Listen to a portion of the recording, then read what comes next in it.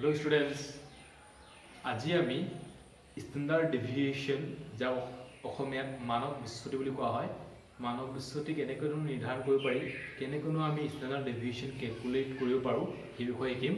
so আহা চাও কেনেকৈ আমি স্ট্যান্ডাৰ্ড ডেভিয়েশন বা মানক বিচ্যুতি নিৰ্ণয় কৰিব পাৰো এতিয়া স্ট্যান্ডাৰ্ড ডেভিয়েশন বা মানক বিচ্যুতি কোৰ পৰানো আহিল আমি কিয় এটো ওপৰতে ফোকাস কৰিব লগা বা আমি কিয় এটো ক্যালকুলেট কৰিব লগা হয় সেই বিষয়ে জনাৰ আগতে আমি এটো কোৰ পৰা আহিল আমি জানিব লগাটো বহুত আৱশ্যক ঠিক আছে এতিয়া আমাৰ পৰিসংখ্যা বিজ্ঞানত বা ষ্টেটিষ্টিক্সত ঘাইকৈ এডুকেশ্যন সাবজেক্টৰ ক্ষেত্ৰত লাগিলে কলেজতে হওক বা ইউনিভাৰ্সিটিত এমএ পঢ়ি থকা ছাত্ৰ ছাত্ৰীসকলে হওক বা বিএ পঢ়ি থকা বা গ্ৰেজুৱেচনৰ যিখিনি ল'ৰা-ছোৱালী এতিয়া পঢ়ি আছে সেইখিনিয়ে হওক সেই ইহঁতৰ কাৰণে আমাৰ এই স্ট্যান্ডাৰ্ড ডেভিয়েশন বা মানক বিচ্যুতি ক্যালকুলেট কৰাটো বহুত আৱশ্যক হয় কিছুমান ৰিসাৰ্চৰ ক্ষেত্ৰত আৰু কেতিয়াবা পিএইচডি বা এমফিলৰ ক্ষেত্ৰতে হওক যেতিয়া কোৱান্টিটেটিভ ডাটা বা কোৱান্টিটেটিভ কাম কৰিব লগা হয় সেই তেনেকুৱা ক্ষেত্ৰত আমাক স্ট্যান্ডাৰ্ড ডেভিয়েশন নিৰ্ণয় কৰাটো বহুত জৰুৰী বা প্ৰয়োজন হৈ পৰে এতিয়া এই স্ট্যান্ডাৰ্ড ডেভিয়েশন যেটো এটো হৈছে তোমাৰ মেজাৰ্স অফ ডিসপাৰশন বা মেজাৰ্স অফ ভেৰিয়েবিলিটি যেটো এই মেজাৰ্স অফ ডিসপাৰশন বা মেজাৰ্স অফ ভেৰিয়েবিলিটিৰ এটা ভাগ ঠিক আছে এতিয়া এই মেজাৰ্স অফ ডিসপাৰশন বা মেজাৰ্স অফ ভেৰিয়েবিলিটি আমি অসমীয়াত বিষমতা বা ভেদ্যতাৰ পৰিমাপন বুলিও ক'ব পাৰো হা এতিয়া মানে মেজাৰ্স অফ ডিসপাৰশন বা মেজাৰ্স অফ ভেৰিয়েবিলিটি এই দুইটা টাৰ্মহে ইউজ হয় আমাৰ এই অংকটোৰ ক্ষেত্ৰত বা এটো মেজাৰ্স অফ ডিসপাৰশন বা মেজাৰ্স অফ ভেৰিয়েবিলিটি বুলিও কোৱা হয় ঠিক আছে এটা মেজাৰ্স অফ ডিসপাৰশন আৰু মেজাৰ্স অফ ভেৰিয়েবিলিটি একেটা বস্তু হয় বা একেটা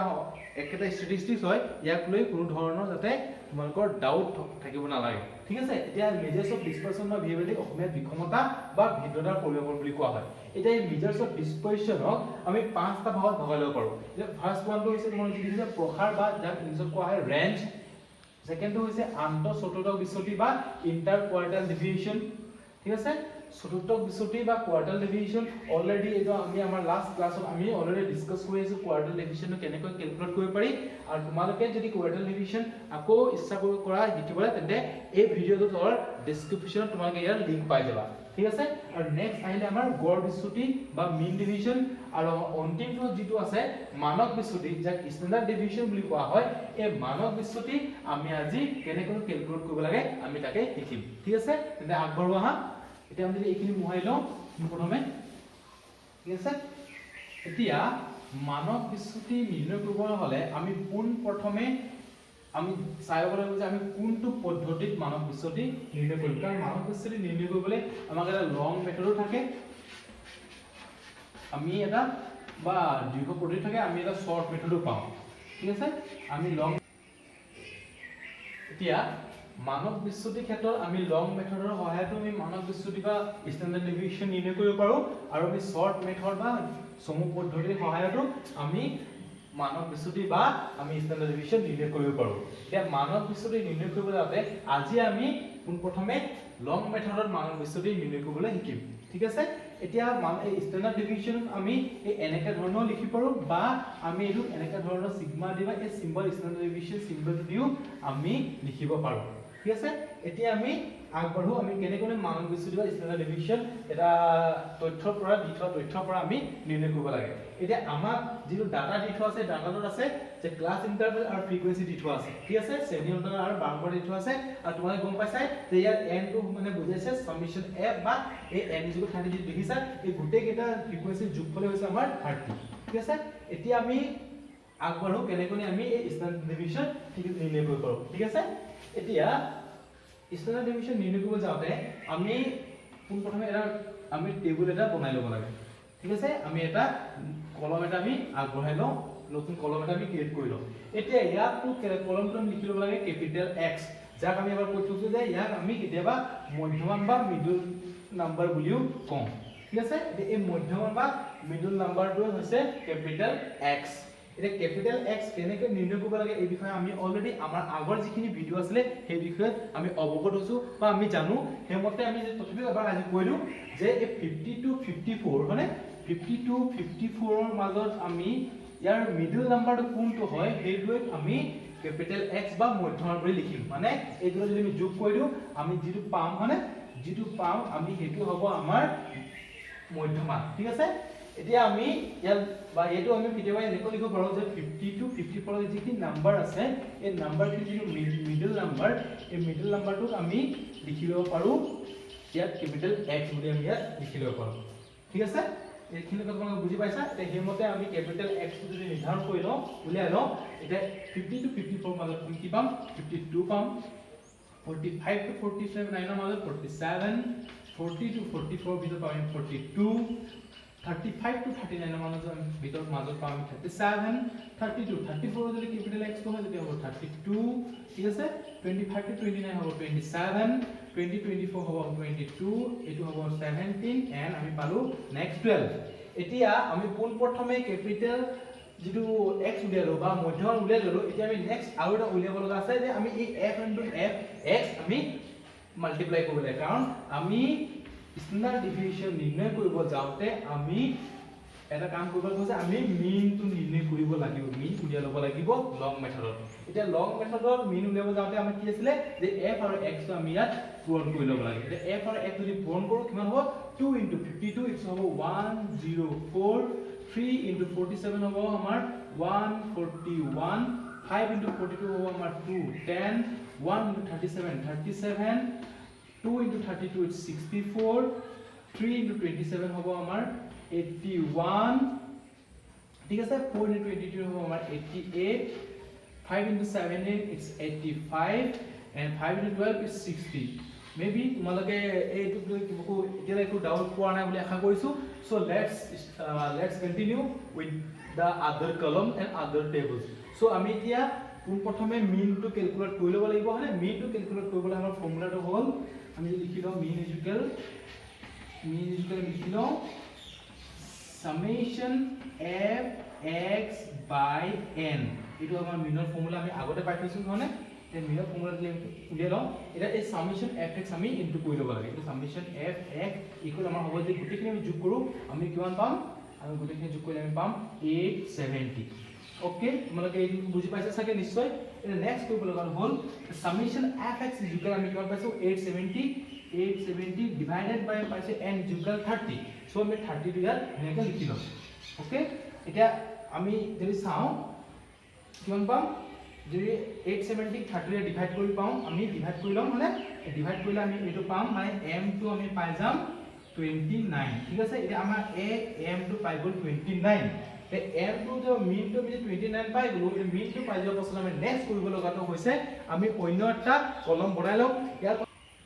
আমি মিন টো পালো কিমান 29 তে মিন টো 29 পোৱাৰ পাছত আমি নেক্সট কৰিব লগা হ'ল আমি অন্য এটা কলম আমি ক্ৰিয়েট কৰি লম নতুন এটা কলম ইয়াত বনাই লম আৰু নতুন কলমটো আমি ধুনীয়াকৈ লিখি লম কলমটোৰ নামকৰণ কৰি আমি x ড্যাশ ঠিক আছে বা এই কলমটোক আমি d বুলিও ক'ব পাৰো ঠিক আছে এটা x ড্যাশ টোৱে বুজাইছে যে আমাৰ যে m মানে এটা x ড্যাশ নিৰ্ণয় কৰিবলৈ আমি কৰিব লাগিব বা d টো নিৰ্ণয় কৰিবলৈ হ'ল আমাৰ ক্যাপিটেল x মাইনাস m মানে আমাৰ যিমান ইয়াত x আছে এই x ৰ প্ৰত্যেকটো x ৰ পৰা আমি এই m টো মিন পালো এটো আমি মাইনাস কৰিব লাগে এটা যদি চাও প্ৰথম যেটো ক্যাপিটেল x 52 মাইনাস 29 হলে আমাৰ পাম কিমান 23 47 minus 29 হলে পাম আমি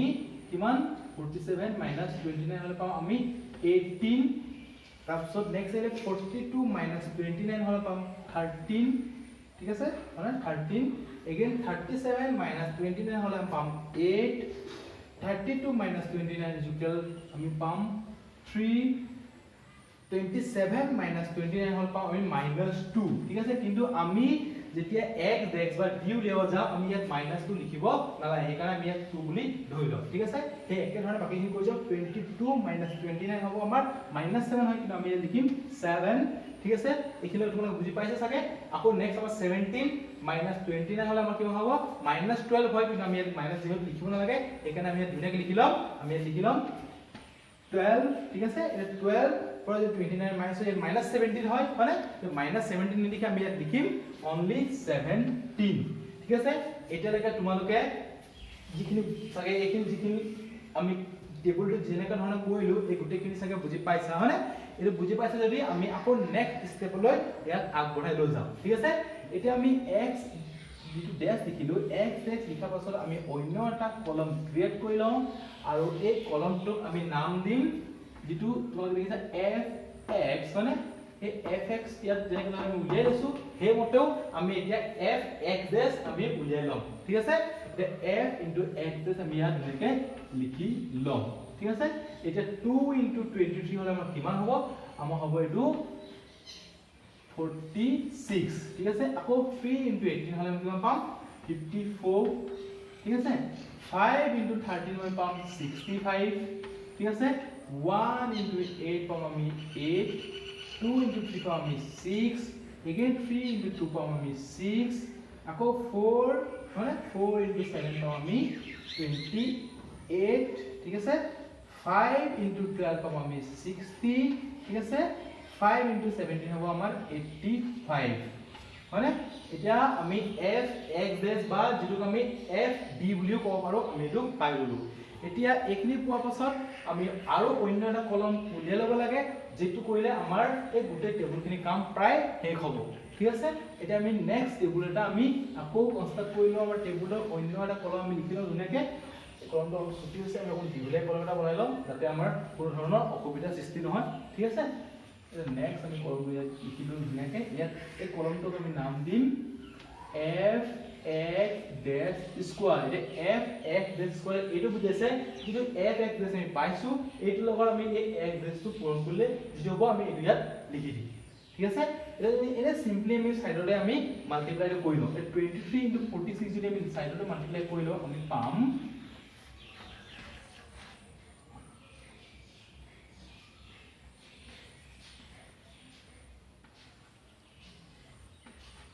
আমি পাম এটো 11058 দিয়া লিখি লওঁ আমি 1058 ঠিক আছে এটা 18 54 আমি আকৌ মাল্টিপ্লাই ইয়াৰ সাইডত জেক কৰি লম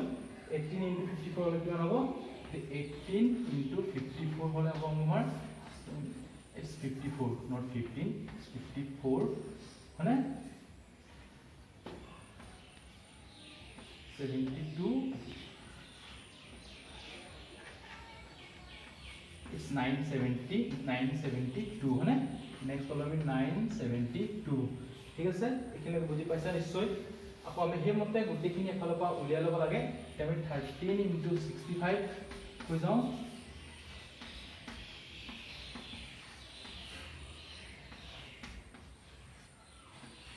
इस कॉलम में 835 ঠিক আছে নেক্সট কলম 835 ওকে এখানে তোমালোকে বুজি পাইছা চাগে কোনো ডাউট নাই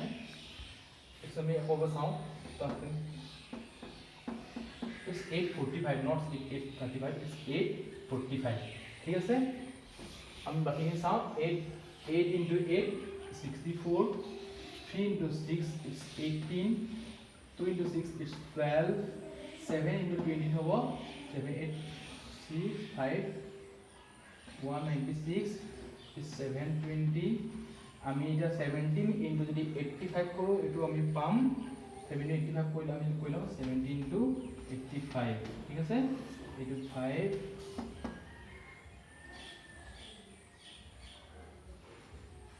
85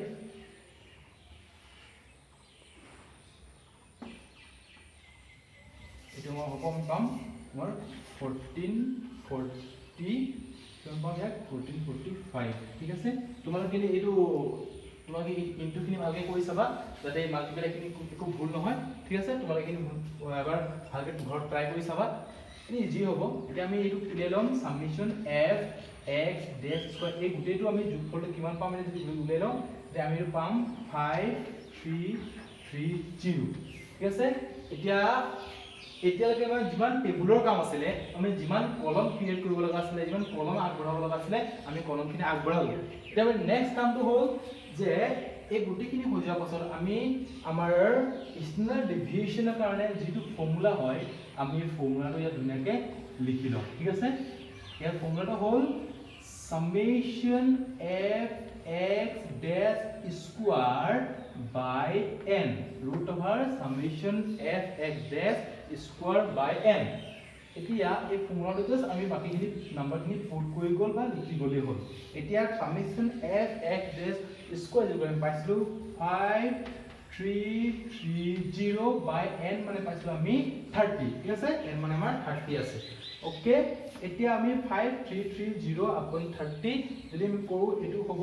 √177.67 ওকে এতিয়া 177.67 যদি আমি √, পৰা আঁতৰাই দিও ইয়াত হ'ব আমাৰ 13.33 ঠিক আছে আমাৰ স্ট্যান্ডাৰ্ড ডেভিয়েশন পালো আমি কিমান 13.33 এতিয়া আশা কৰিছো তোমালোকে এই গুটেখনৰ পৰা সব বুজি পাইছা যদি সব ধুনীয়াকৈ বুজি পাইছা তেন্তে তোমালোকে যদি কিবা ডাউট আছে ইয়াত এতিয়াও যদি কিবা ডাউট আছে বা কিবা বুজি নোপোৱা যদি পাইছা তেন্তে মোক কমেন্ট কৰিবা ধুনীয়াকৈ আৰু যদি ইয়াক লৈ আকৌ বেলেগ ধৰণৰ কিবা সুধিব লগা আছে তোমালোকে সুধিব পাৰা তোমালোকৰ কমেন্টৰ জৰিয়তে by the way thank you তোমালোকে